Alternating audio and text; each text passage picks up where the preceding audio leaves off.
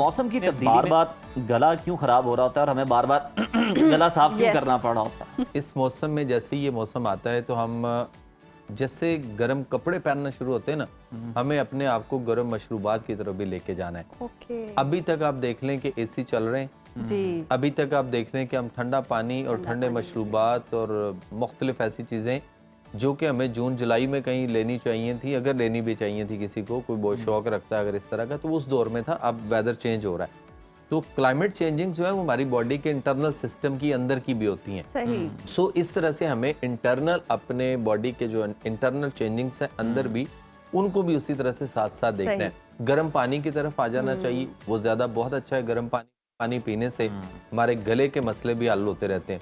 सबसे पहली बात यह है कि हमें, अगर हम 5 वक्त बाकायदा एज मुस्लिम अगर हम वुज़ू करें, तो वुज़ू करने के अंदर आपका आधा गुस्ल है।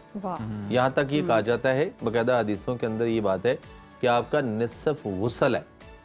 तो हम अगर 5 वक्त नमाज पढ़ते होते और वुज़ू करते होते तो फिर हमें नज़ला ज़ुकाम और ये गला ख़राब और उसके बाद नाक के मसाइल और ख़ास तौर पे चेस्ट इन्फेक्शन, इवन दो के टीबी तक के जो मसाइल हैं ये ना होते। सही। लेकिन चूँकि हम ज़रूरत के तहत पढ़ते हैं, जब कोई ज़रूरत पड़ती है तो फिर ही ऐसा होता है, या कोई परेशानी आती है, कोई मुसीबत आफत होती है, तो फिर हम अल्लाह के हुज़ूर झुकते हैं, अदरवाइज तो फिर अपनी मर्जी है। उस तरह से काफ़ी सारे। तो एक तो वो चीज़ है।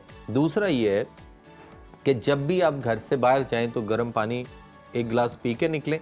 और जब घर वापस आएं तो आके पहला काम ये करें कि आप मुंह हाथ अच्छी तरह से धोएं और गले में पानी, गर्म पानी के साथ थोड़े से गरारे कर लिए जाएं, नाक को साफ कर लिया जाए और मुंह धो के, तो उसके बाद फिर अब रूटीन के जो घर के काम, जो भी अपने खाना वाना कुछ भी करना है वो इस तरह से किया जाए, तो ये भी बहुत अच्छा है।